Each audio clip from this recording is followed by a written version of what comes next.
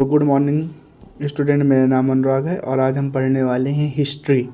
तो बेटा, जो हिस्ट्री होती है, हिस्ट्री एक क्या है, ग्रीक वर्ड से लिया गया है जिसका नाम है हिस्टोरिया। ठीक है ना, जिसका नाम क्या है, हिस्टोरिया नाम है। क्या नाम है, हिस्टोरिया नाम है। ठीक है ना, हिस्ट्री जो है तो एक ग्रीक वर्ड से लिया गया है जिसका नाम क्या है, हिस्टोरिया नाम है। ठीक है ना, हिस्टोरिया।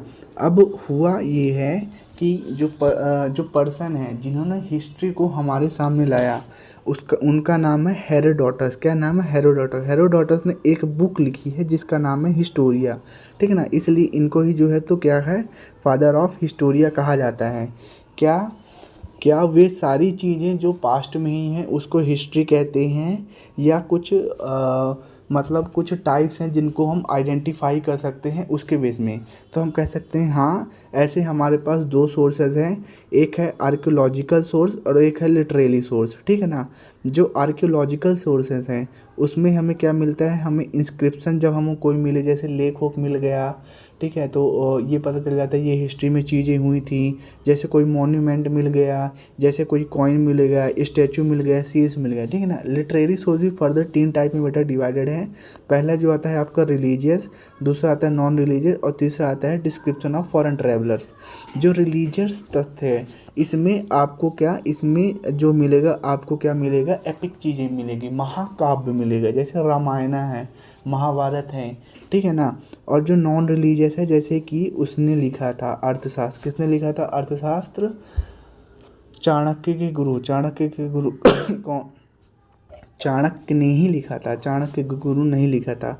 और जैसे जब कुछ लोग, जैसे कुछ इंडिया आए थे, और इंडिया आने के बाद जब वो अपने अपने देश गए तो उन्होंने अपनी बुक्स में लिखा है फर्दर, तो उससे भी पता चलता है कि हिस्ट्री में पहले हुई थी। अब जो हिस्ट्री होती है वो फर्दर 3 टाइप्स की होती हैं। हमने पहले भी कहा था, एंशिएंट हिस्ट्री, मेडिवल हिस्ट्री, और क्या होती है, मॉडर्न हिस्ट्री होती है। ठीक है ना, एंशिएंट, मेडिवल और क्या होती है, मॉडर्न इंडिया होती है। ठीक है ना, जो एंशिएंट हिस्ट्री होती है फर्दर ये 3 टाइप में होती है। एक होती है प्री हिस्ट्री, एक होती है प्रोटो हिस्ट्री और एक होती है हिस्टोरिक पीरियड। प्री हिस्ट्री में ये बताया गया है कि इसमें कोई भी रिटर्न सोर्सेस नहीं मिले हैं, मतलब कोई भी हमको जो है तो लेखा जोखा नहीं मिला है, जिसे हम कह सकते हैं कि ये प्री हिस्ट्रिक है। ठीक ना, प्रोटो हिस्ट्रिक में हमें रिटर्न एविडेंसेस तो मिले हैं लेकिन इनको पढ़ा ही नहीं जा सका है। और बात करते हैं किसकी बात करते हैं, और बात करते हैं किसकी बात करते हैं, और बात करते हैं हिस्टोरिक पीरियड। तो हिस्टोरिक पीरियड में क्या हुआ है, इसमें रिटर्न एविडेंस भी मिले हैं और इसको पढ़ा भी जा सका है। ठीक है ना, अब जो प्री हिस्ट्री होती है इसे फर्दर 3 टाइप में कहा गया है। एक होता है स्टोन एज, एक होता है कॉपर एज। ठीक है ना, अब जब ह्यूमन जो है तो जब स्टोन की जब यूज़ करता है, ठीक है ना, एक टाइम पे क्या होता है, उसको स्टोन मिलता है, स्टोन को यूज़ करता है। जब वो इसको स्टोन को यूज़ करते करते जब उसे एक टाइम बाद जब कॉपर मिल जाता है तो वो कॉपर एज में चला जाता है और कॉपर का यूज़ करना सीखता है। अब फर्दर जो स्टोन एज है वो 3 टाइप में है। एक है आपका पेलेलिथिक, एक है आपका मेसोलिथिक और एक है आपका नियोलिथिक। जो आपका जो पेलेलिथिक होता है, रिकॉर्डिंग हो रही है कि नहीं, हाँ हो तो रही है, हाँ। जो आपका जो पेलेलिथिक होता है इसमें जो इंसान होता है वो आगों का इन्वेंट करना सीख जाता है, मतलब कि वो आग जलाना सीख जाता है लेकिन इसका यूज़ नहीं सीखता है। जो मेसोलिथिक है इसमें वो इसका यूज़ करना सीख जाता है और उसको कुछ ह्यूमन स्केलेटन में मिलते हैं। और नियोलिथिक में क्या होता है, वो फार्मिंग को शुरुआत कर देता है। तो सबसे पहले बात करते हैं मॉडर्न इंडिया की। अब ये एक इंट्रोडक्शन पार्ट था कि ऐसे ऐसे होता है, और आपको एक एडी का कंसेप्ट मिलेगा और एक आपको बीसी का कंसेप्ट मिलेगा। तो एडी और बीसी ये है कि जब भी जो हमारे जो ईसा मसीह हैं, ठीक है ना, जब भी हमारे क्या है, ईसा मसीह है, ईसा मसीह के जन्म से पहले मान लेते हैं हमारे पास कोई एक लाइन है। ठीक है ना, ईसा मसीह के जन्म से पहले, ठीक है ना, ईसा मसीह का मान लेते हैं जैसे आपको कैसे समझाऊँ, मान लेते हैं जैसे अभी 2024 चल रहा है। ठीक है ना, 2024 चल रहा है तो सपोज़ करो ईसा मसीह का जन्म 2012 को हुआ है। ठीक है ना, अब 2012 के जो पहले का जो समय था, ठीक है ना, और 2012 के जो बाद का जो समय है, ठीक है ना, इन दोनों को ही, एक को कहा गया है एडी और एक को कहा गया है बीसी।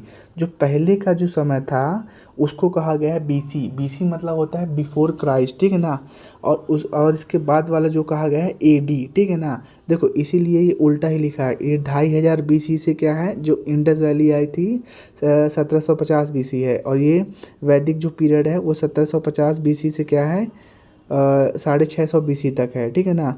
और इसमें क्या है AD है लगाया गया है। आई होप आपको AD और BC में क्लियर हो गया होगा। अब बात करते हैं मॉडर्न इंडिया। मॉडर्न इंडिया का जो टाइम पीरियड है उसको 1777 से 1947 तक का समय कहा गया है, 1747 से 1947 तक का। अब जो मॉडर्न इंडिया की जो शुरुआत होती है वो कब होती है, जब मुग़ल का जो लास्ट रूलर होता है, कौन होता है, औरंगजेब। मुग़ल का लास्ट रूलर कौन था, औरंगजेब, ठीक है ना। औरंगजेब की जब मृत्यु हो जाती है तब हम कह सकते हैं कि मुग़लों का क्या हो रहा है, पतन हो रहा है। और मुग़ल का जो पतन हुआ था, जो डिक्लाइन हुआ था, वो 1707 से 1857 तक था, ठीक है ना। औरंगजेब की जो डेथ है वो 89 ईयर्स में हुई थी। इसको आलमगीर फर्स्ट भी कहा जाता है, ठीक है ना। जब औरंगजेब मरा, ठीक है ना, तो इसके पास कितने प्रोविंसेस थे, 21 प्रोविंसेस थे। कितने थे, 21 थे।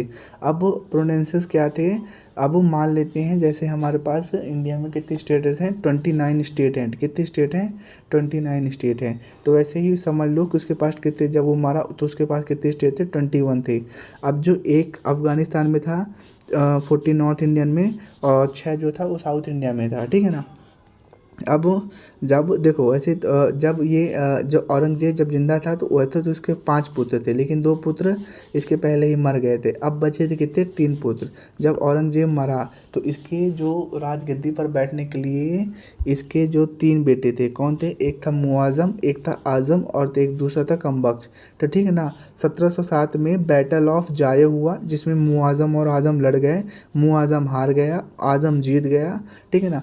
मुआज़म को नया रूलर बना दिया गया। कहाँ का नया रूलर बना दिया गया, उसको नया रूलर बना दिया गया मुग़ल का, ठीक है ना। अब उसके 2 साल बाद जब बैटल ऑफ जाये हुआ, इसके 2 साल बाद सन 1709 में अब क्या किया, जो मुआज़म रूलर बना था इसको कमबख्श को कहाँ ढूंढ निकाला, हैदराबाद के पास इसको ढूंढ निकाला और इसको मरवा दिया, ठीक है ना। और मुआज़म अपने आप को क्या, बहादुर शाह फर्स्ट या शाह आलम फर्स्ट के नाम से जाने लगा। इसका जो रूलिंग पीरियड था वो 1707 से 1712 तक था, ठीक है ना।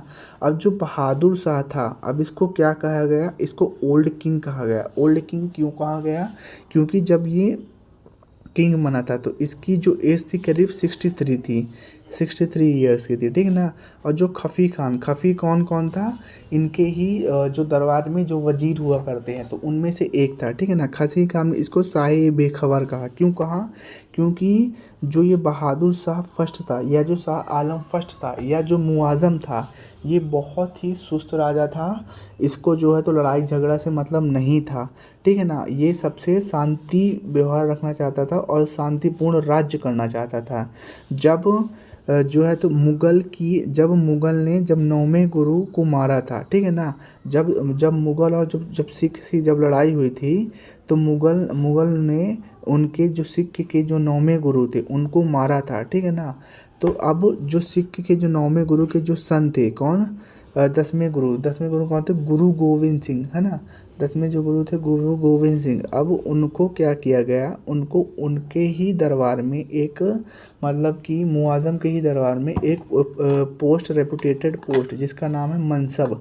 जैसे पहले वजीर हुआ करते, सलाहकार हुआ करते, तो उसको वो दे दिया गया, ठीक है ना, ताकि लड़ाई झगड़ा हो ना।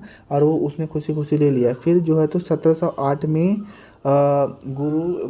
मतलब जो सिक्के के जो 10वें गुरु थे उनकी जो है तो डेथ हो गई, ठीक है ना, डेथ हो गई।